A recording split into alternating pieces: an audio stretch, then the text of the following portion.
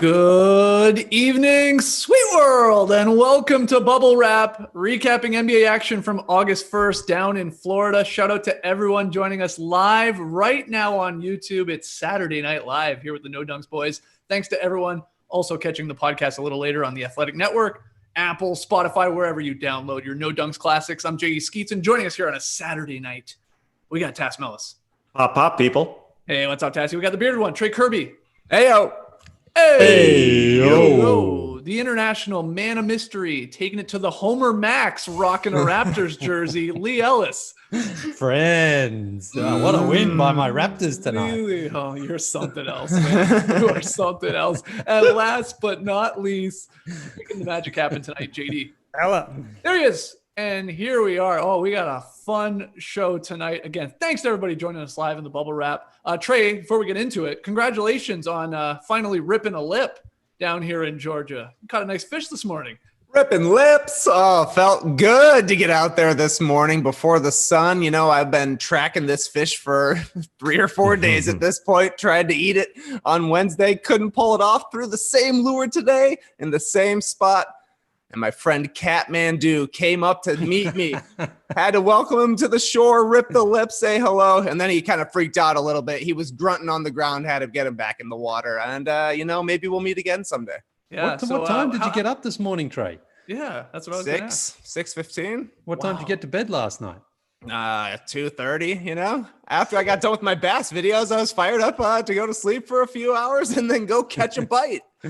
This guy is so into fishing. It's crazy right now. Have you bought your John boat yet?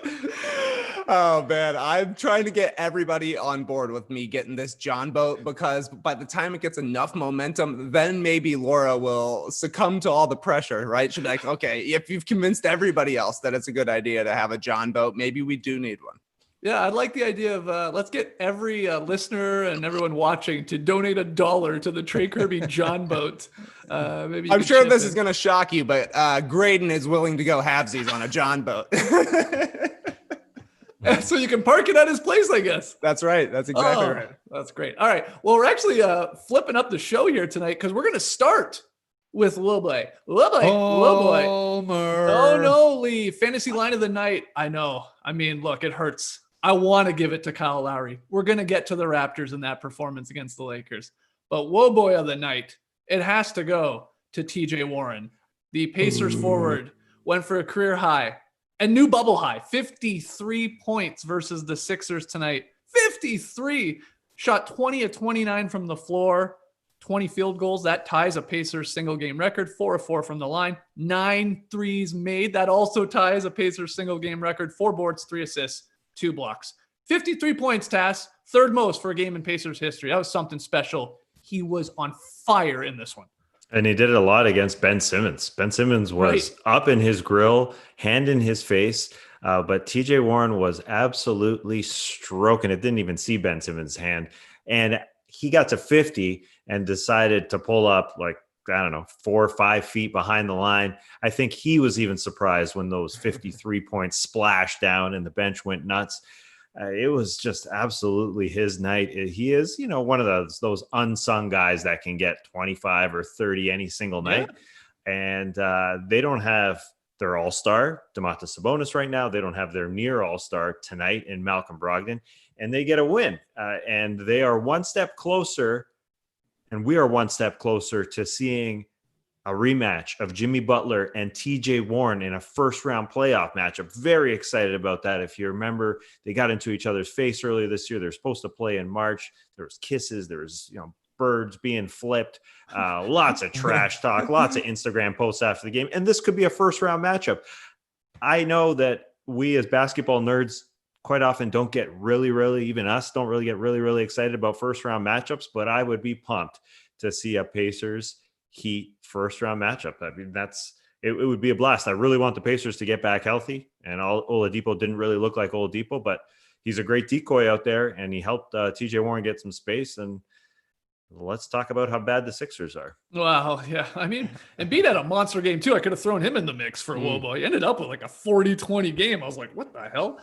He always takes it to Miles Turner, I feel like. He bullies him, but it doesn't matter. This was TJ Warren's night, and that was Leigh, like the 9 threes. I saw Schumann, I think, tweeting about just the threes he was taking tonight. That's not usually TJ Warren. Like, it's not a ton of threes that he throws up there or knocks down. You know, he's a bucket getter, but he doesn't jack them like he was like, as soon as Simmons would like maybe go under the pick a little bit, he was letting it fly. And I felt like it was like the second shot he made tonight was one that had no right to go in. It like bounced around a couple times, but it just happened to be his night tonight. And he just continued to let it keep going. It was incredible. He had 19 in the first quarter, something like that? Yeah, it was a good clean 53. Like he was in rhythm. He wasn't out there just like chasing it down. It was like in the offense, he was there. He was getting the shots. He was feeling confident. And a couple of those threes were pretty deep as well to win that first half. And then again, the one as Tass mentioned there to get him the 53, that was a bomb too. But yeah, looking at his line there, 20 for 29, 9 for 12, only 4 free throws. Yeah, plus 18 on the night. That's how you do it. You don't need those boring free throws to get to 53 points, man. Have some fun making actual baskets. Yeah, I mean, that's the thing, though. Like, it wasn't like you just sort of saw this guy get really hot in one particular burst and that was it. He just throughout the game, he was there. He was waiting for his shots, but he also just let the sort of game flow because I think this is a pretty bad loss here for the Sixers considering Domantas Sabonis didn't play and Miles Turner picked up foul trouble early on and Embiid goes for 40. And they still lose. They gave up 46 points in that last quarter there for Philadelphia. So a couple of those problems that we've seen throughout their season reared their ugly head again. Offensively, they led big at this point. They led by 10 points, I think, in the fourth quarter at one point too. But their offense, when it bogs down, it just looks awful. And Al Horford again, I mean, coming off the bench. What is wrong with Al Horford? I mean, man, when he's out there, I don't know. It just looks like they just almost don't want to get him the ball or don't want to involve him, or he's kind of forced. Everything he does seems to be forced at the moment. But it's only one game, just one game. But not panic stations yet for Philadelphia, but certainly their bad habits and the things that have caused us to be concerned about them. They definitely popped up tonight. Yeah, Trey, what did you think of the Sixers' performance, TJ Warren's performance, or even specifically that Shake Milton getting into it with Joel Embiid there early and a bit of barking going back and forth? Yeah, I mean, Warren was tremendous. Like I said, only 4 free throws. You got to love it. The guy was actually just scoring baskets, a terror in transition. Like we were talking a lot about football players recently. The guy was looking like Mike Singletary out there throwing blockers off to get to the rim. But, coming back into the bubble, thinking about teams that could be dark horse contenders, the Sixers were right there as a team that people look at and you think, man, look at all this talent they got. But seeing one game of it, you're like, they still don't know exactly how they're going to fit. The chemistry is never going to be exactly right. I don't like seeing Embiid yelling at a guy making his first career start. I think that's a tough way to go about things. Embiid is a guy who feeds on the crowd. Maybe he'll be unfortunately taking it out on his teammates rather than being able to take it out on the crowd, screaming at them. Who knows? But I don't know. It's just it was a close game. Embiid did put up a monster stat line, but it just didn't feel perfect to me. And it was just kind of confirmation like, yeah, the Sixers could do it, but they're probably not gonna. To me, that was I don't know. Like you said, Trey, all the talk about their chemistry throughout this season. And to me, this start was just another sign that this team doesn't love each other up and down the roster. I mean, so they had a bad pick and roll defense possession, and Joel Embiid decides to throw the ball at Shake Milton as he takes the ball out of the hoop, and then they yell at each other in the huddle there for his first career start.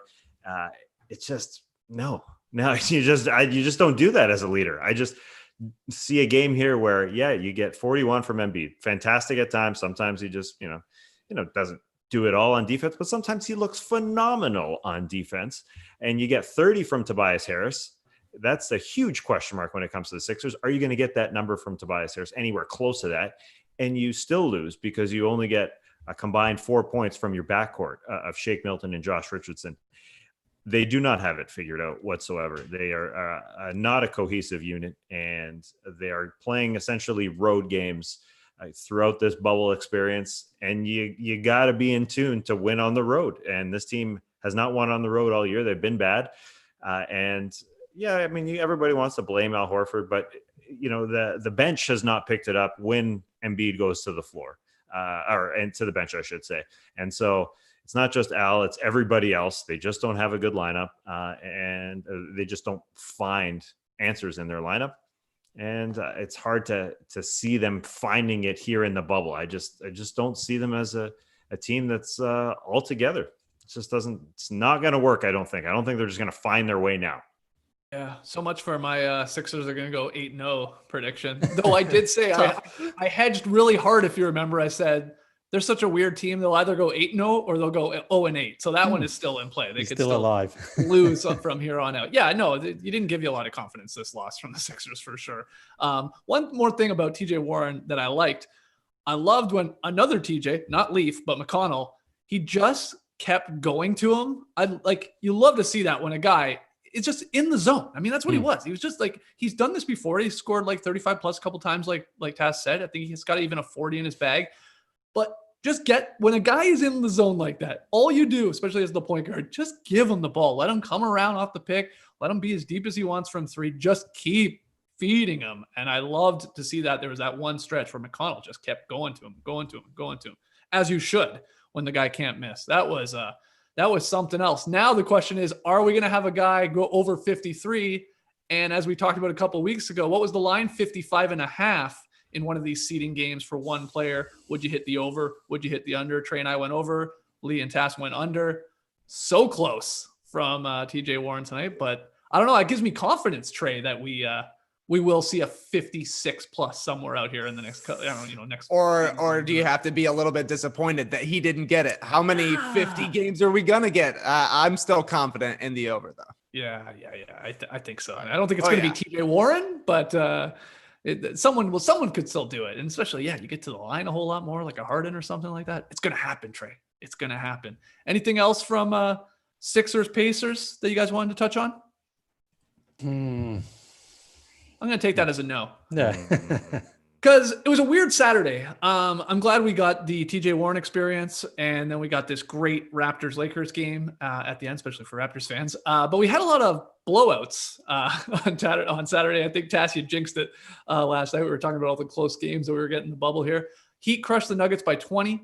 Thunder down the Jazz by a lot, too. I mean, I guess in the end, or that was 16. No, that was like it was 16, but that one felt. That one was way bigger than that. Yeah. And then the Clippers destroyed the Pelicans. They hit like 25 threes and beat them by 23. A lot of blows. Even the Raptors beat the Lakers, I guess, in the end by 15. But I wanted to ask you guys, of these teams, and you can throw the Sixers in there for sure if you want, even the Pacers if you want, but like of these, I don't know, then I guess 6 or 7 teams that we saw tonight, of these dark horse title contenders we saw play, which one impressed you the most? I don't know who wants to get us started, but like of the Heat and the Nuggets and the Jazz and the Thunder, again, the Raptors, Sixers, Pacers, like which one of these dark horse teams really impressed you today? All right, I'll take it. It's the Raptors for sure. That was a very, very convincing win. It was a win, but you can absolutely put this one on Kyle Lowry because when he was on the court, the Raptors looked incredible at both ends. As always, giving up his body, sacrificing, taking charges. Occasionally he gets called for a block, but that's the way it goes with Kyle Lowry. But on the offensive end, up for the fight, up for the challenge. He hit an incredible shot over Anthony Davis's outstretched arms there. I think it was in the third quarter, like a 3, because when he went to the bench, the Lakers got back into the game. When Kyle came back out, he did almost what LeBron has done to Kyle and to every other opponent, where it's like once he goes back out on the court, he just sort of flexes his muscles and goes about the business. But I just thought tonight, now look, they didn't have Avery Bradley. We know he's not there, so that's another defender for the Lakers. And this was their second game versus the Raptors first. Maybe they're tired. Maybe the Lakers. I'm just what you're saying. I'm just saying. I'm putting a few minor qualifiers, and Danny Green wasn't very good at this one. How about LeBron and AD didn't care in this game? I mean, well, I don't know if that's true. I think they were going for it, but I thought that the Raptors did get contributions from other guys, but really it was when Lowry was on the court where things changed, and to win by 15 in the end, because it wasn't that big a victory until the last couple of minutes there. It was a close game. It was a very close game. Yeah. I mean, OG, I thought saved it a little bit. He splashed 2, because remember LeBron finally woke up, right? Mm-hmm. And it was like, LeBron's here. Okay, he actually cares to win this game. Maybe he sort of started to get it going a little bit, and then, but still, OG hit 2 wide open for the most part, corner threes. right at that time. And that was key to keeping it really, really close. And then, yeah, the Raptors defense sort of just went next level. And then LeBron did start missing shots. This was a good, I mean, I agree with you, Tats, a little bit. Like AD only taking 7 shots. Like, okay, it's a little weird. He seemed a little checked out, even though the Raptors play great defense. LeBron, that was a weird one for him. But I mean, credit does have to go to the Raptors defense. I mean, it's one of the rare teams in this bubble right now that actually cares about playing defense. I mean, they're just scrambling everywhere, and there's no weak link. There's no one on the floor ever for the Raptors where you're like, expose him. There just really isn't. Like, not even Matt Thomas, I feel like, is like an at least hold his own out there defensively with the unit. But that was a big win. Sorry. They're solid. Obviously, the Raptors have been down in Florida for 6 weeks nearly. They are absolutely chomping at the bit to go play a real basketball game. And so, yeah, they wanted this real bad. And if you've been in Florida for an extended period of time, I mean, I don't know, you probably know how they feel. Like they just wanted to get out there and scrap and fight. While the other team, the Lakers, yeah, there were a lot of their sporting cast was fighting throughout the game, but Anthony Davis, didn't look like a shell of the player that he was on Thursday night against the Clippers. Yeah. And I think a big part of that is they're up 5.5 games now, or they're up 6, I guess, going into this game, and now they're up 5.5 games. They basically have sealed the 1 seed, and the Raps were just obviously. I know we throw the term around, wanted it more, but they wanted this game more. And they look really good doing it. And Kyle Lowry is, when he comes back to the huddle after hitting that big 3 on Kuzma there right at the end of the game, and he's jaw-jacking like he's a super duper star, like, well, you can't guard me, that type of thing. You don't see that from Kyle Lowry that often. Kyle Lowry is usually the sporting guy who will make sure everything's going, find his shot, take charges. He was doing that too. But him as the lead guy taking shots, I mean, that's a rare thing to see. So it's pretty fun. And obviously that win is a good omen for a few weeks from now when the actual playoffs start. But we definitely didn't see the best Lakers effort. And that's, I guess that's sort of to be expected. We are going to see some seeding games where teams are just going to be gearing up for the playoffs like they would be in early April. Well, then if you're the Lakers medical staff, you're going to want to just start sitting AD completely then, because the last thing you want to do is sort of half-ass your way through games. And that's when they say like you're more likely sort of to injure something on your body. And we know that he's got a long track record of that too. I think we're going to see that. I think they are just going to start sitting him for some of these seeding games because there is very little point. But Trey, what were your takeaways from this one?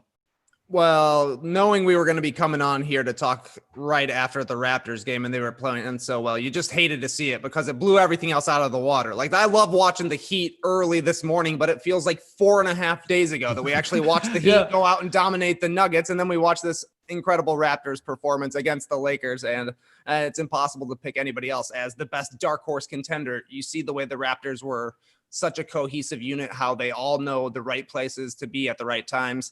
And it's easy to see them upsetting the Bucks and making it to the finals again. It certainly could happen. Yeah. But I also felt kind of the same way about the Heat when I was watching them this morning. They were playing against the Nuggets, a Nuggets team who was severely shorthanded, had people who couldn't really, or they're missing most of their guys who create off the dribble. But Miami still looked really good. Bam Adebayo looked great. Jimmy Butler, I thought, had a nice performance of just doing everything. And Kelly Olynyk was on fire. The things that are good about the Heat, their defense, their chemistry, their cohesion, the same things that make the Raptors great, the Heat had on display as well. It just happened so long ago that it's almost impossible to remember the details. Yeah. And the Nuggets were down 3 starters. I think we need to add that too. Yeah. No Jamal Murray, no Kitchener's finest there, no Gary Harris, no Will Barton. But you're right. I thought they were phenomenal. I thought that's the funny part. It was like a 1:00 start. And I was exactly with you, Trey. I was like, damn, we're going to be leading tonight's show talking about the Heat. And Jimmy Butler's pregame jersey statement where he attempted, I think it was a bit of an act, like a show, right? But attempted to wear a jersey with no name. And then the official said, no, you got to go change that. And he did, like, very easily and threw on the one with Butler. I thought we'd be talking about Bam, 22, 9, and 6. They were awesome. They were really awesome against, a shorthanded Nuggets team, but they're awesome. I just wonder if I was even disrespecting the Raptors by even including them in this question. Like, are the Raptors, should they be a part of the dark horse title contenders? They're the reigning champs. They're number 2 seed. Like, should they be with the Lakers and the Clippers and the Bucks? Like, is it fair just to have two on both sides and then everybody else like the Heat? And Well, the they're Nuggets? not though. They're not though in the grand sort of conversation. People are basically saying the Bucks. It's the Bucks out of the East, and it's the Lakers or the Clippers in the West. So, yeah. But again, I think that actually suits Toronto fine. This is what Kyle Lowry needs. He wants that disrespect. He wants people to think, man, you guys, you're not going to go back to back. And you saw tonight that he's not taking any chances. He's going out there to try to play every game as it's important. He's not worrying about the seeding or anything like that. He wants to win. So I think the Raptors at their best with a fully healthy squad. They're deep, well coached. We know all those things about them, and they've got the finishers. So they absolutely should be. And if you're the Bucks, you are looking over your shoulder, just sort of seeing how they're playing and how they're looking out there. Because again, Milwaukee will have the MVP. But the Raptors have the sort of blueprint that was effective last season against the Bucks. Will it be the same this year? The Bucks are a little bit different, but that's the thing. The psychological advantage right now, to me, is with the Raptors over the Bucks. Mm-hmm. And back to the Heat, they made the move where they started Bam at the 5. I thought that was interesting. Myers Leonard, to the bench, he didn't even play in this game. He is, like, we've talked about it on this podcast a ton of times. Like, Jimmy Butler's the star of this team, for sure. Gives it on both ends, but like Bam is the most important guy. You're always saying that, Tass. Like, he is sort of what makes the Heat go. He's a defensive anchor. He sets the picks. He just does everything. He can play make. Like Draymond a little bit in the middle. He always surprises me. He shocks me every time I see him make like a really just high basketball IQ move where he's got decisions, a little fake here or there, and then kicks to the corners. Just it's amazing because he's so big, and you just don't see a lot of guys with that type of skill and how versatile he is. But yeah, the Heat are. I keep seeing the Heat, like, people have them like Trey, like maybe going all the way to the finals, like a conference finals at the very least. And then I see on the flip side, people are like, nah, the Heat are like they could lose in the first round very easily. I feel like they're the biggest sort of swing team in the Eastern Conference that I've seen, at least.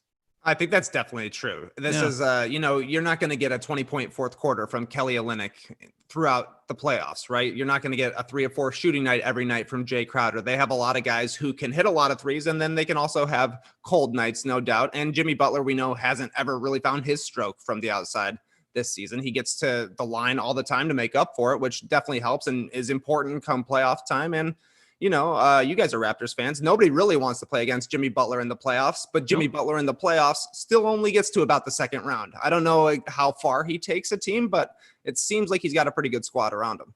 Yeah. Nobody really believes in all those supporting players on the Miami Heat. Throughout this, the Heat sort of mirror the Raptors, no doubt, because they have got a lot of second round and hard-nosed guys. But do people really believe in Duncan Robinson and Kendrick Nunn and all those guys producing? Like, watching them today and watching them score 125 points and moving that thing around and around and getting to nearly 30 assists. I mean, it's hard not to believe in them producing. But I wonder what happens in the fourth quarter when things stall a little bit. Is Jimmy going to be able to score over and over and over again? Because I don't know, they've instilled so much confidence in Robinson and Kendrick Nunn and up and down the roster. Those guys, Kelly Olynyk.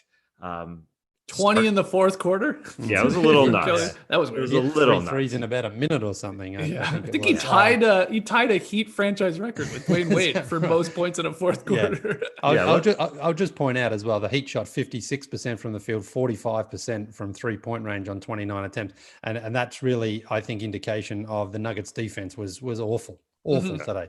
They got, they hit their shots, but a lot of them were seemingly uncontested or pretty open. So if a team's going to shoot that sort of percentage, very, very tough for the other team to win.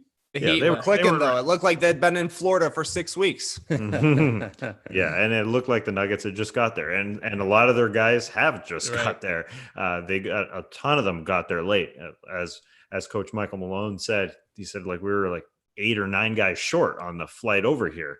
Jokic wasn't there. Porter wasn't there. Torrey Craig wasn't there. Monte Morris wasn't there. And then all those guys you mentioned that weren't playing today. So, they look bad moving around. And the Heat obviously look spectacular. Shout out to Canada, first off. Kelly Olynyk, Lugens Dort, Shea Yep. Gilgeous-Alexander, and Kyle Lowry, the honorary Canadian. This was Canada's day, man, on day number 3 here. For sure, I'm a homer. And I'll say the Raptors do not belong in this dark horse category. I know that, okay. the Heat, the Bucks are, number 1 with a bullet, no doubt. And they are the favorite. But no home court advantage takes away a little bit of their advantage here. And I don't know. I know the finals are October 1st or whatever they are. And I'm just not going to say that there's only one team that can make it out of the Eastern Conference. Right. That's just nutty. And I think there was an ESPN poll last week where they picked the finalists from each conference, basically a split 9-7 in the West. And it was 13-3 in the Eastern Conference, Bucks Raptors. So there is some belief. There's some believers. There's obviously no one truly believes that they can beat the Bucks. But after watching a guy like OG Anunoby, who's probably a huge X factor, go 8 for 9 and play that defense where he was willing to go up against LeBron after LeBron hit that fading shot to sweep them, that fading shot off 1 foot a couple of years ago. And, OG's grown a ton. That's a big sign for the Raps. It's just, I worry about the other end. I mean, are they going to get it done offensively over and over and over again? And Pascal didn't look great. They kind of shut him down.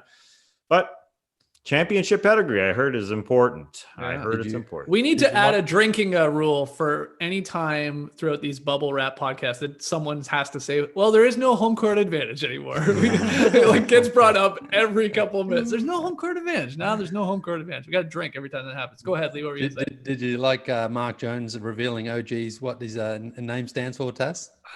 Oh, I missed it. Outside game. Outside game. Outside. I was like, okay. I love you, Mark Jones. Listen, that's the third game he and Doris have done in the last 24 hours. So they're a great duo, actually. I'm loving them right now. Incredible, yeah. I mean, Doris is the GOAT, but Mark Jones is bringing it in the bubble. Man, he's looking sharp, too. You've seen his suits? He's got the pocket mask. Squares, The mask matching the pocket square. Unbelievable swag. Another Canadian, too. I told you. My goodness. Oh, my goodness. Oh, come on. Wave the flag, Trey. The only good thing from the Nuggets game was Leigh at least got to share a clip on Twitter, and that was Bol sweet dime in transition. Yes, the bounce pass ahead I think it was to a plum dog. And Leigh, I said this, you beat Worldwide Wob by 1 second to my timeline. Incredible work. I can't believe it because Wob is usually right on top of those things. So I got up there. What a great day it was. What a great day. But let's talk about that pass for a sec. For a 7-2 guy to just sling it like that he did on the bounce, hit amazing. Plumlee. Oh my God. I mean, Mike Breen and Van Gundy and Mark Jackson all just lost it in the commentary box as well. And fair enough. I mean, that is incredible skill. Not just the bounce pass, the way he bent down to pick it up too. It was a loose ball, and he just corralled it in there, and then he was off. I mean, incredible. He only played. He didn't play all that many minutes in the end today. I mean, we weren't expecting him to play the same sort of role that he had in those scrimmage games, but he deserves a few more opportunities out there. I think Bol. He's shown so far that he's not just a defensive player. He's not just a 3-point shooter if he's open. He's trying to create things and get things happening. So I hope we see more of him. That was an awesome pass. I'm just, again, so happy you beat Worldwide Wob getting it up there. Because you usually say you check. So you obviously didn't check this time. You're like, I'm going for it. I told you just to go for it with the clip. Yeah, I mean, this was the early tip-off as well. So you're not sure exactly who's watching this one. And I thought, all right. Who's got it? No, he's not bringing it. Wob is not bringing it. I did. You sure? I don't know. He's not going full throttle. I forgot it was Saturday today. And then I realized when I was going through all of these Dan tweets, I was trying to find a well done Dan for tonight. And none of the Dans in the media had tweeted about basketball. And I was like, they're probably out doing something. Yeah. It's Saturday. Right. It's Saturday. People have lives. Some of them. And I think Wob has a life. Good for him. Wob is tweeting left and right. I was on Twitter all day. He was sharing videos all day long and commenting all day long. He had a great, instead of Jurassic Park, he had Harassic Park because Kevin O'Connor was talking about how, the defense is so harassing. They're everywhere. I mean, right there, Tass. He was like right on it. Jurassic Park, 2,000 likes immediately. I mean, he's doing it at night. Yeah, things are done. He had a great day of doing stuff. Now, and yeah, if we're talking tweets, if we're slanging tweets right now, I'll sling this one out. Sure. We threw the OG Anunoby outside game. Sorry, Mark Jones, not so good. And another bad one from Zach Harper. Here we go. TJ Warren. What do you think TJ stands for, according to Zach Harper? Well, his name is Anthony. I don't know what it stands for. No. It's a joke. It's an outside game type of. The taking jumper. Jumpers. True jumper. Yeah, tough jumper. Tough jumper Warren. Yeah. Okay, I don't mind that. Cool tweets. All right. Okay, we talked a little Raptors over the Lakers. We talked the Heat over the Nuggets. And the question was like these dark horse title contenders. Leigh, I was a little surprised he didn't go with the Thunder. I'll be honest. Picked up obviously a quality win today. I mean, Chris Paul, just looking at his numbers there, he's obviously not going to win the Wild Boy because he just simply didn't put up enough. But 18 points, 7 rebounds, 7 assists in 27 minutes. But in terms of controlling that game from the start, he just a clinic. Incredible. Yeah. It was a 24-point game at halftime. And in the NBA, anyone can come back from 20 points down. We know that. But this felt like the Jazz could not come back because it was kind of like Chris Paul was like, if you guys threaten to come back, I'll just come out and take this game out of your hands again. He hasn't missed a beat. He's had an incredible season, Chris Paul. And down there in the bubble, he's picked off exactly where he left off. Disappointing performance from the Jazz, no question. But when Chris Paul's in the groove like that, he's wound the clock back, and these are the sort of performances and games that give me confidence that the Thunder could be. They're not going to get out of the Western Conference, but I wouldn't be completely shocked if the Thunder somehow make it to the conference finals. That means they would have to beat the Lakers or the Clippers after somebody else. Wow. But I'm just saying, like when Chris Paul is in control like that, he's an incredible player, and we haven't really seen this type of Chris Paul for a few years because he's been in different environments there trying to play with James Harden. That doesn't really suit Chris Paul's game as much as it does, I think, when he's surrounded by all these kind of role players, and he just has to feed them and control the tempo. So he was brilliant. Jazz were awful tonight. Yeah. Anything else to add to that one, Trey or Tass? I saw Steven Adams was scoring a lot on purpose, and I knew this was going to be a game that the Thunder won. Yeah, he looked great, actually. Yeah, he was roasting. Yeah, I was tweeting it out earlier in the day about watching this game. I do love, like, Chris Paul, no doubt. Shai Gilgeous-Alexander as well, though. They look for that guy who's a big-ass dude all the time. Like, they trust him. They trust his hands to catch the ball. They trust him to do something with it. He's got a really good touch, of course, around the rim. But anytime he gets, like, deep post position, even if they don't pass it, I was noticing, they are looking to see if it's there. Let's go to him. No, okay, we'll move it around, maybe come back. This is a good team. And you brought up Dort. You threw it in there because we're talking Canada, Tass. Oh, yeah. Honestly, honest question. How many all-defensive teams could this kid make, like, going forward? I think there's a couple, down the line, because he is a great defensive player. I don't know how long it'll take for him to get the credit. Will he still have enough minutes and stuff like that? But he's a lockdown dude. Like I trust putting him on the best player on the other team, no problem. For at least stretches in games, and say, do we got to do Dort and go lock him up? God, he's good, Trey. I know you're a Mr. Offense, but this guy could play some. Yeah, he's locking him down in Dortentine all the time. There's no doubt about it. He's that was a great tweet, Trey. Yeah. On to slang tweets. That's a great tweet. Hey, thank you. That's a well done trade. There's no doubt about it. But I was hoping that you guys hadn't seen it, so I could debut it here on the podcast as well. Just another utensil in my shed. But okay. Very, very well done. I think we can nickname him the utensil. Actually, why the heck not? We had Boris Diaw's the Swiss Army knife. Yep. And I think Lou Dort, they threw him on Donovan Mitchell to start the game. I think there was a reason that Donovan Mitchell and the Utah Jazz had their worst quarter of the season at 15 points because Lou Dort was running the show there. Yep. And so, he is. I don't know how many all defensive teams, but you can right now. You're right. You can throw him on the opposing team's best player. It's just with anybody in the Western Conference, I think they have to go out through the Clippers and the Lakers. So I think you're more likely to pick a Heat or Raptors or whatever to get through there because it's only one team that they have to get through. And the Heat, they've got thinking about defense, and I just started thinking about Giannis. They've got enough weapons to throw at Giannis, anyways, to see. They've been fairly good. I think Iguodala is another one, just in case. He hasn't been great. They haven't played him a ton since he was acquired, but along with Bam, along with a little Jimmy, they've got a lot of length. So them and the Raptors, I think, have a better shot than anyone, even if Lou Dort is the utensil. I got a homer. What you got for you, Skeets? Okay. More all defensive teams for Lou Dort or all-star teams for Shai Gilgeous-Alexander? Oh, wow. That's tough. I've got to go all-stars with SGA. For sure.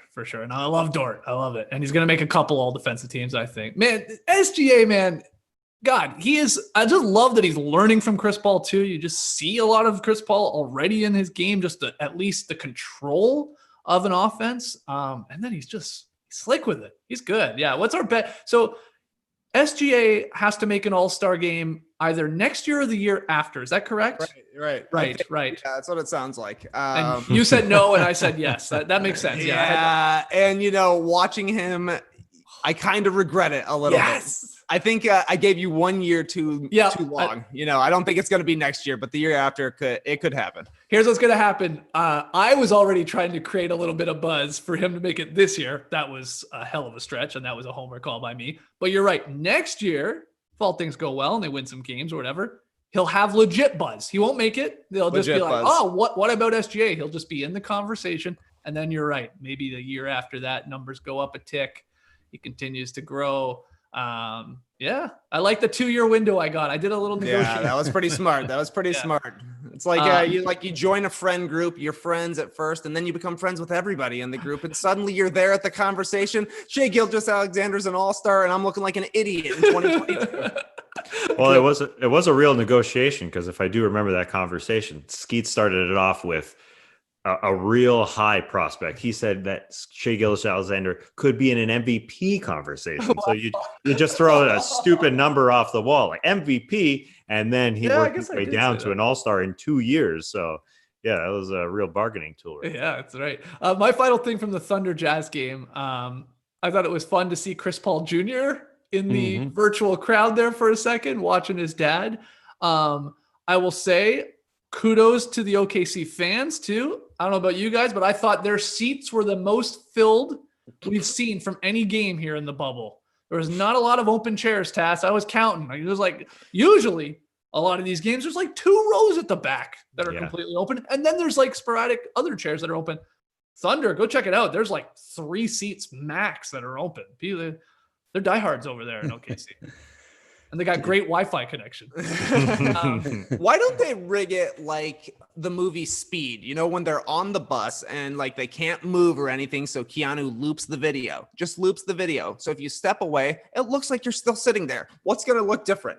Literally, what's going to look different? Interesting. Well, that's funny you said that. We had a couple No Dunks fans were tweeting in over the last couple of days because they were virtual fans for some of these games. One in particular, Leor Plays Drums on Twitter, at Leor Plays Drums. He was a virtual fan today for the Heat Nuggets game. I don't know if you guys saw this. He was the one in the unicorn mask that he threw on, or a horse mask or whatever. And we were like, why are you wearing that? Like, I guess why not either. But he tweeted in about his experience. He said it was awkward. Rocky the Nuggets mascot made several appearances, I guess, on this little thing that they were doing, which was fun. But he said for most of the fourth quarter, the live announcer feed went out for us, and it was 20-ish random strangers, quiet strangers at that, just sitting in a Zoom room. Wow. That's it. And then someone else hit us up on IG and showed us. They actually showed the interface, and it's weird. It's League Pass or whatever, the game on one side of the screen, and then the little virtual group you've got with yourself in the corner. So you're actually, you're watching the game on a smaller screen because you're just watching all these other little strangers in their little chairs, their virtual chairs. Sort of odd, right? Yeah. Yeah, I mean, Like, why would you want to watch a game like that? I guess. Yeah. I don't know, because then you might get to see yourself cheering. I don't know. Yeah. Wow, that really Yeah. turns it in on me. I think that's exactly why, because they do seem anytime might they see sort of yourself. show them on the camera that they get a little more animated because they're like they can now see that they're on. Oh, there we go. Let's get excited. Let's clap. But yeah, it's an interesting experiment. The technology is not there yet for this. I will also say, like they'll lean back or forth or put their hands up and they like disappear and stuff like that. It's like it's just weird that it doesn't work that well. I don't know. Any other way to put it? Okay, I'm talking too long about this. All right. We're Did gonna anyone, actually just before you move on, Yeah. did anyone see Steven Adams try to do the kip up ninja move when he went? Oh, when he that hit was the- awesome. That was awesome.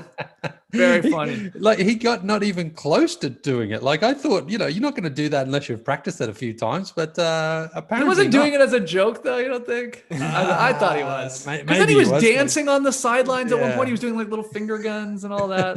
He was like, It's quite possible that he was just messing around because that is classic Steven Adams. But when I first saw it, I thought, oh man, that was awful. He wasn't even didn't even barely got a ripple off the ground. But can, You think you can do it? Yeah, I was gonna say, can you do it, Leigh?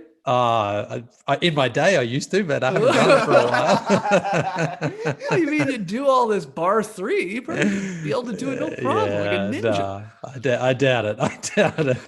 Oh, we Only gotta one way try to find though. out. We gotta try. Maybe not now, but we gotta try on an Instagram for sure. We will definitely see if you can do it. Okay, we're gonna hit the beach here in a second, a little late night skinny dip, if you will. But before we do, a quick word from our sponsors. All right, let's just hit the beach. Got some great questions, Tass. I know we're gonna do like an actual beach stepping podcast, midweek next week. We're gonna try and keep that as a weekly show, but why not pepper in some cues, right? Right. That was a real long hiatus. I mean, a few days ago we said, I don't know when the next beach stepping is going to come out. Now it's 4 days from now.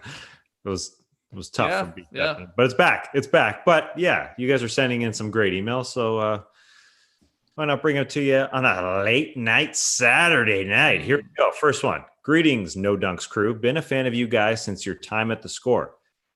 Shout out to Canada. I've been thinking about the NBA Finals and the fact that there probably won't be a championship parade due to COVID-19 restrictions. That's a good point. This will probably also rule out any champagne shower fun in the locker room. Not if Michelob Ultra can help it. So my question is, what other alternate celebrations should teams consider in order for these NBA Finals to not end so anticlimactically? Love from Orlando Wright in North York, Ontario, Canada. So what do you think, Trey? What should teams do to switch it up if they're not going to have a parade? This is a great question, because will they be able to party in the locker room? They're not even allowed to shower in the locker room right now. Maybe on the last day you get to, like the last day of high school, you really get to party and trash your locker because you just got to throw it in the garbage the next day. I guess that's what they're going to be doing with this bubble.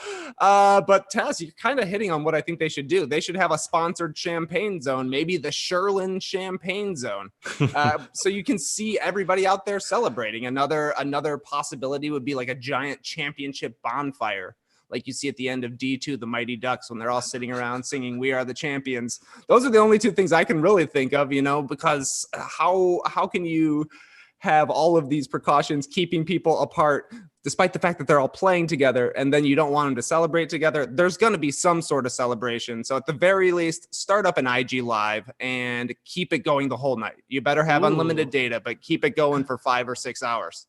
I like your bonfire idea. Champagne and spider dogs. That sounds good. You ever had a spider dog, Leigh? That when you cut it up at the bottom, is that right? That's Yeah. it, my man. Yeah, it's On both sides. You goes got to like cut both crazy. sides. Yeah, cut both sides. Yeah. I thought it it's was 6 legs. yeah. I've seen it as an octopus as well. Yeah, Octopus 8 or legs. something. Yeah. Right. Beautiful. Okay, that's a good idea. This could be weird though. This was a great Yeah. email because I was like, damn, yeah, like cameras, media.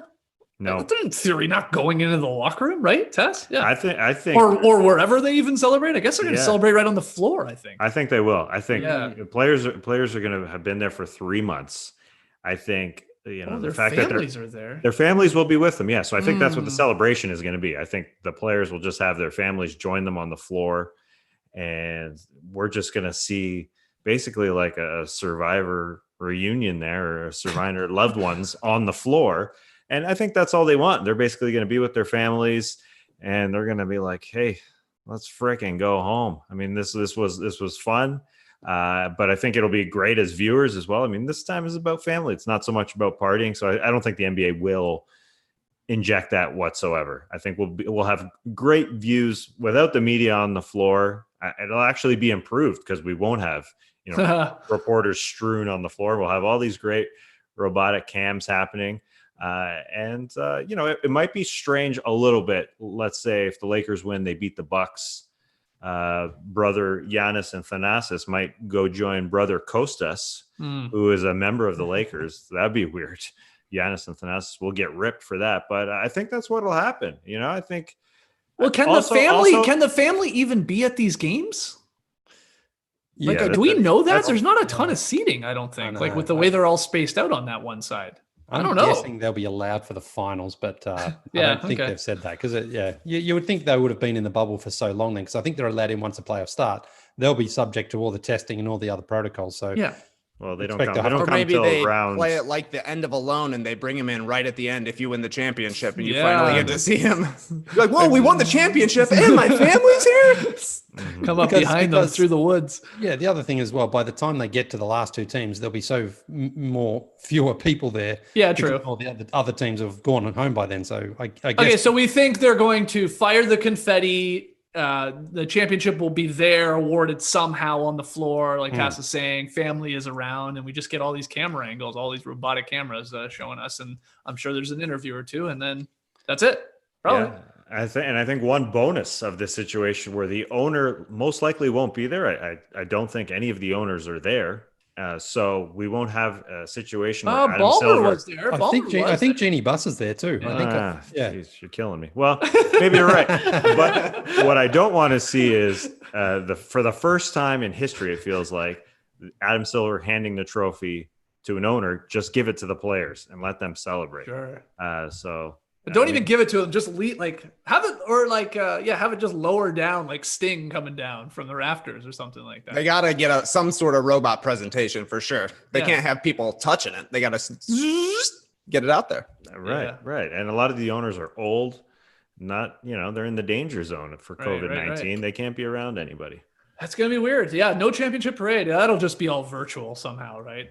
I'm sure that'll go well. Right. Well, so that happened in England when Liverpool won the Premier League, because so they had technically two celebrations. They had one when they officially clinched, and then they had one at the end after the season was all over. And the coach Jurgen Klopp was basically saying to everyone, stay home, because they didn't want to get the crowd there, obviously for the COVID contraction as well. They didn't want everyone to do that, and also they tore the city up as well. So I think that was the other reason. But what did they do? Well, I think fans did go out and sort of some went out and celebrated, but the team kind of couldn't really do anything because they couldn't have a huge gathering in the public space. So the team celebrated, I think, just on the field. But that was about it. Hold on. We're overlooking something. The number one thing that you do when you win a championship is you say, we're going to Disney World. Mm-hmm. Right there. They should just let them in the park. Exactly, Trey. Exactly. Give them, they already got their phones. Just give them their phones back and say, go nuts. We'll experience it all on social media and just have at it in this wide open park. That'd be fun. That's a great idea. Yeah, especially if the Bucks win. Oh my God. Mm-hmm. Imagine the Lopez brothers just going nuts. Couldn't care less that they won a title. They're just like, free rides on Matterhorn. All right. This is what we play for. This one's for you, Mickey. We got another one here. Yeah, one more. Hey there, sworn enemies of the dunk. I was watching the Lakers-Clippers game on restart night, and LeBron's defense on Kawhi and PG on the last possession was almost as exciting as a really good rebound highlight. Oh, yeah. Everyone loves a good rebound highlight. Even if he doesn't do it all the time anymore, it's clear that LBJ can still turn that on when he wants. So my question, what's something you used to be able to do whenever you wanted that's not so easy anymore, but can still be turned on when it really counts? Tin cups, laugh at lice. Got him. That's from John in Maryland. No one laughs at lice, John. Yeah, Jesus, John. I didn't read that beforehand, but I was thinking about lice yesterday when I was really itchy. God, lice is the worst. Oh boy. yeah. Oh boy. Oh, What about- Leigh? You've had an experience. We've Recently had a with couple lice? of times. Yeah, we've had it. Ooh, Once one of the boys kids, gets it, yeah. then the others get it, and then I've got it. Roxana got it too. We didn't get it too Wow. bad. The kids got it pretty bad, but yeah, I mean, fortunately, the treatment's actually not that bad. Like they get rid of it within a day, but you got to go and get your hair. They've got these really sharp little teeth combs, and they go through your hair, and yeah, it's good. It's good that they can get rid of it so quickly. But, man, It's good, man. you gotta wash everything. But the louse can actually survive in the washing machine. So you got to put it all in the dryer as well, like everything: your car seat covers, pillows, sheets. That's the kicker. Cushions. Yeah. Oh, You're just like, now you just have to assume it's everywhere. yeah, it is. Yeah, it's awful. Yeah. Don't wish it Shout up out on to the my- lice ladies, Shout out Oh to the man. Louse Tin ladies. All right, cups, Skeets, laugh why yeah. don't you start us off here? Something Well, that doesn't yeah. come as naturally. Yeah, well, the obvious answer is, as we saw the other night, we found out I still every once in a while can live that life and knife type of night. But the answer is that I used to be able to do and now really can't, but maybe can pull out every once in a while, is the back-to-back party nights. I mean, we do it all the time, of course, when we were young kids, growing up in Stratford, partying 2, 3, 4 nights in a row for crying out loud. You know, just had the endurance, could bounce back easily after a big night of drinking or something like that. Impossible now. I mean, you really can't do generally back-to-back nights. Leigh, I know you can't. No. In fact, about a month ago, maybe a bit longer, I actually bumped into a dad of one of my son's school friends, and it was a Saturday morning. It was like 10:30, 11 o'clock. And I was out with the boys, and he said, "Oh, what are you guys up to today?" I said, What boys? You always say out with the boys. Do you mean your sons? Or My with- boys, yeah, we are with my boys." And he said, "Oh, do you want to come over and have a little play outside? We'll just stay outside. The kids can stay outside." And I said, "Yeah, you know what? Why not? Like, No, I can't. I got lice, man. I'm sorry. I said, "You know what? We haven't hung out." And my son and his daughter in the same class. And I'm like, "Yeah, great." So we went there. And we just started talking and snacking away, and then all of a sudden the Aperol Spritz came out. We sat there. I know. Honestly, 8.5 hours later, I was a little bit drunk. Those go down easy. Those are delicious. They man, do if go you only down have easy. carrots and grapes in your stomach. Yeah. Well, yeah, that's the thing. I didn't eat that well that day. I didn't have too many carbs in there. And I just hadn't been bombed for a while. And oh man, I got up off that chair after about 8.5 hours, and I was like, all right, I got to go home. It's not that far, like it's walking distance, but I got home. Honestly, I was hungover for like 2.5 days after that. Like I just couldn't. Like the body was just not used to it. And yeah, I tried to shrug it off. I tried to be a tough guy. The next day, no, I'm fine. I'm fine. As soon as my wife turned her back, I was like, ugh. Honey, get me an IV. I know. Well, that place is shut down too, up the road from my place, so I couldn't go there. God, what a story. Great day though. Great day. So yeah, and correct me if I'm Excellent. wrong. Young Leigh Ellis, come on, was going back to back in the cities of London or Melbourne. You for sure were doing that. Yeah.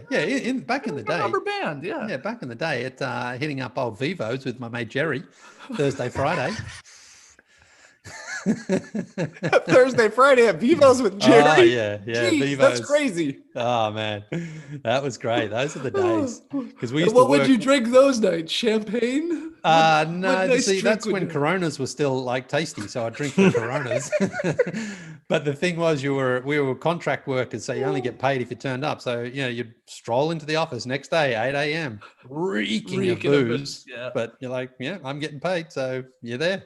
Oh. All right, awesome. So I guess Leigh's answer is the same as mine. It sounds like that. The Well, back-to-back no. party night. Actually, the other thing is, now I'm 44 years old, right? So every year, I want to make sure that I can still touch the rim, the basketball rim from a jump. And so if I can do that, that means I'm okay. So I haven't Not tried from it a yet ladder. because- Not from a ladder. No. Okay. I haven't tried it. You're this going year. jump on this? I haven't tried it this year because there's no hoops around, so I can't actually try it. But You got like had a hoop. 40 Instagrams of you with a hoop. Yeah. no, that little hoop, that's my like little hoop out here. That's like 8 feet. I like, thought that thing went up to 10. I thought you just raised it. No. Oh. I'm talking up near Underwood Hills up there on that hoop when they got no hoop. They didn't even have a backboard at the moment. Oh, they're all taken down still. Yeah. I know. So, hey man, I got a real off the grid hoop you can come and try and touch if you want to. Oh, you got some contraband. Yeah. It's down at the patch, a little place I know. Not gonna find it on the map. Not gonna find it on Yelp. But let me tell you, it's a 5-star hoop. Ooh, okay. Hit me up in the deets. Okay, so when you go there, we got to see if you can do a kip up and if you can touch the rim. Ooh, not off the concrete. Oh, no way. That'd be tough. Just get a couple Aperol Spritz in you. You can do that. Yeah. Good comment on YouTube from Andrew Eskandar. If Leigh touches rim, there's an extra 2 weeks of summer. You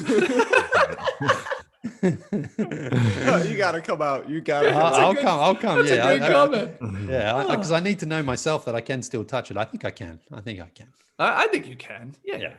I mean, TK, you just did it the other day, didn't you? Was that recently, or am I? Yeah. I went down for a few jumps the other day. Yeah. You know?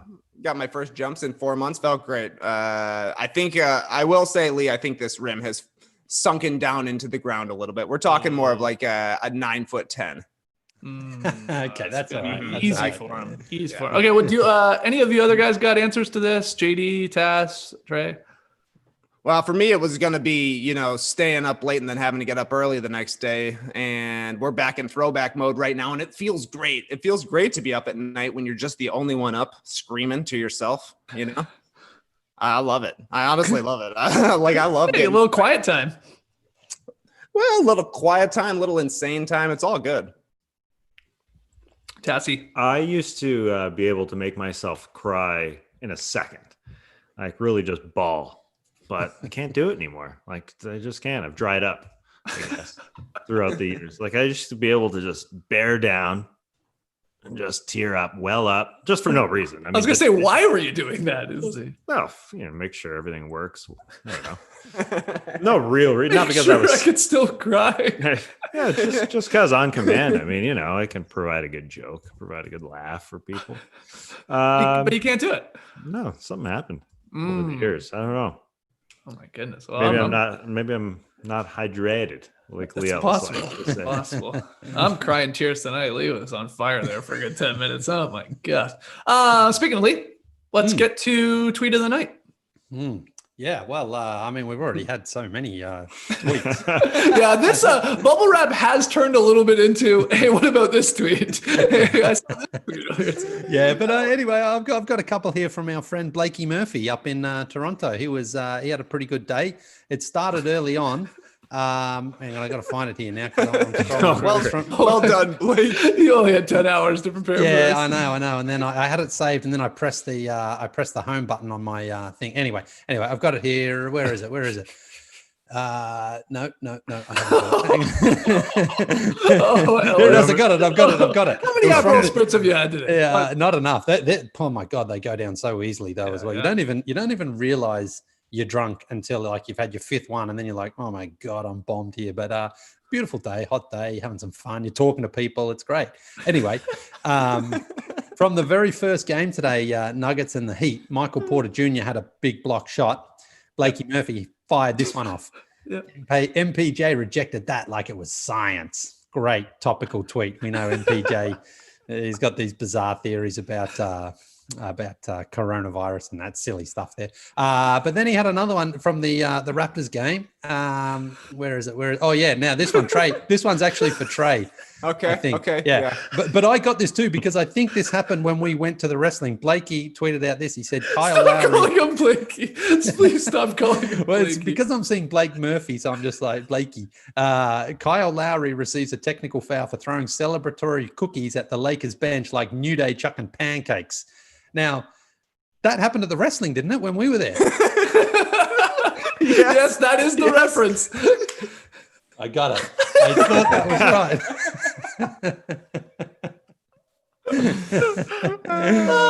right. New segment. Oh my! Leigh Ellis figures out a reference. Yeah, I'm pretty sure that happened when we were there. He was chucking them out. Yeah. Great. Oh yeah, man. definitely. E, That's a part of their bit. Xavier. That's their bit. Right. That's their bit. Right. Okay, amazing. Good on you, Blakey. Way to go, Blakey. All right, pick 'em results from Saturday. We had that Sixers-Pacers game. Philadelphia were favored by 5.5, and it was looking good there for a second. And then, TJ Warren said, nope, no. Pacers get the win, hit the money line. So that's a win for Tass and Trey. You can virtual high five each other right now if you would like. Loss for Leigh. Yeah. There it is. Don't worry, I'm clean. So what's our Sunday pick'em there, Tass? 6-game Sunday in the NBA. But there's some bigger games out there for sure. The Bucks play the Rockets. But I went with one that, people might not be tuning in for like they're tuning in for the Bucks or the Rockets. The Mavs at the Suns, who were victorious the other day. Yeah. The Suns are 5.5-point underdogs, so the Mavs would have to win by 6 if you're picking them. Dallas, technically the road team against the Phoenix Suns. But, home court advantage doesn't mean all that much. Yeah, no home court advantage. Drake. Mm-mm. Yeah, Drake. So 5.5. Go ahead if somebody's got a read on this one. What do you like, Trey or Leigh? I'll take the Mavericks because the Wizards. It was the Wizards who the Suns played the other day, so I think that 125 points is inflated a little bit. Ooh. I'll take the Mavs. That's a good point. I don't like a big fat line like that. I'm going to go with the Suns. I heard on a podcast yesterday that there's no blowouts in this thing anymore. I was referring to the playoffs. If you're referring to me, playoffs. No, it was a different one. It was a different podcast. Different podcast. Right. It was dunked on. I'm going to go Suns too. Trey, yeah. I hear you, Leigh. That was against the Wizards, but the Suns did look. They impressed me. They actually, and they have to win basically every game to have a fighter chance at getting into the Mega Bowl. So I'll at least have them keeping it close enough. I wasn't inspired by the Mavericks defense at all, so it could just be another high score and 135, 130 type of game, and that would be enough. That would be enough technically. So give me the Suns to cover. Tass, what do you got? I'll take the Mavs. Okay. I like the bounce back factor and the fact that some of these teams that won, like the Lakers, laid a bit of an egg in game number 2. But speaking of the Suns, I want to throw this bonus tweet. It's actually an Instagram post. There's what we do here on No Dunks is if it's tweet of the night, you got to throw in an Instagram post. I mean, that's a real No Dunks tweet of the night. So let me throw this in here. Because Suns point guard Ricky Rubio did an incredible job of disarming a commenter. This is how you do it when somebody comes at you. Rubio posted a photo of himself in a mask with the caption, "Disney World, wear a mask." Someone replied, quote, "If you choose, use a mask if you choose. Don't force it on people." Then Rubio killed him with kindness. Comes back with the absolute nicest response in the world because he's Ricky Rubio. He says, "If it only would affect you, then yes, but it affects other people's lives, so you don't have a choice. All the experts have been saying the same thing, and it's that with a mask, the risk of spraying COVID-19 is way lower. Hope you understand and stay healthy, my friend. Prayer hands." That's Ricky Rubio from his hands tweeting that or Instagram posting. I mean, that's how you de-escalate things and get your point across. Ricky Rubio, kind dude. That's how you do it. Did the commenter respond to that or I don't not? know. I'm not sure. Nice if he did. Go find Rufio on Instagram if you're into that kind of thing. I love the "stay healthy, my friend" is a great addition to that comment. I love the whole thing. I agree with the whole thing. I love that little part there. It's a bit of a God bless you, child, or bless her heart. I prayed for you. Change your face. Wear a mask. Be happy. He could have gone with that too. Yeah, exactly. All right, let's call it there. Wow, what a zany Saturday night. Leigh, man, that was funny. You had me in tears there. I can still cry, it turns out, Tass. Just takes Leigh going on for 10 minutes about lice and Aperol Spritz, which I might have to name this podcast tonight. Email us your questions and comments to nodunks@theathletic.com. We're going to sprinkle in questions, a little beach step in there throughout some of these bubble wrap shows. And we also will do a full-on beach stepping podcast next week. So you got tons of time. So get your questions and comments in. You can tweet them in too @NoDunksInc. Make sure you subscribe to the No Dunks YouTube channel, guys. We really appreciate that. Hit that like button, smash that bad boy. And if you listen to the pod on iTunes, leave us the 5-star rating and review. I checked today. I hadn't checked in a long time, and I was a little upset. We are ranked something like 58th overall in sports podcasts in the US. Come on, we can do better than that. All it takes is a little review here and there from some of you out there that haven't done it yet, that listen on iTunes. I know there's a ton of you out there. Just jump over there, say, there you go, 5 stars. Love you guys. Awesome. You say that, we're set. That helps you come up these rankings. It's very, very weird, iTunes. So we would appreciate it if you haven't done so already. And thanks to everybody that has. Give us those stars. Yeah, we want your stars. We want your stars so bad. We need stars so Trey Kirby can buy a boat. You can't go buying a boat when we're the 58th best, sports podcast in the US. It's just, we got to be top 20 at least, right? I imagine if we rebranded, we could go to number 1 on the bass fishing charts almost instantly. You think so? Almost instantly, because I've been doing the research and it's pretty uninspiring in that space right now. They need somebody to get in there, cast a few lures, call it no lunks. I don't know what we're going to call it, but there's an idea. We're talking bass fishing, but we got to get the boat first. Hey, I like the idea of you get this boat and then we go out there and we just flip on the mics, JD, for an hour and we just sit on a boat and we podcast. We just talk while we're trying to catch fish. And maybe we talk a little fishing. Maybe we talk a little lice. Who knows? Do I have to go on the boat? Yeah, while we're on the boat. Yeah, but I don't want to be on the boat.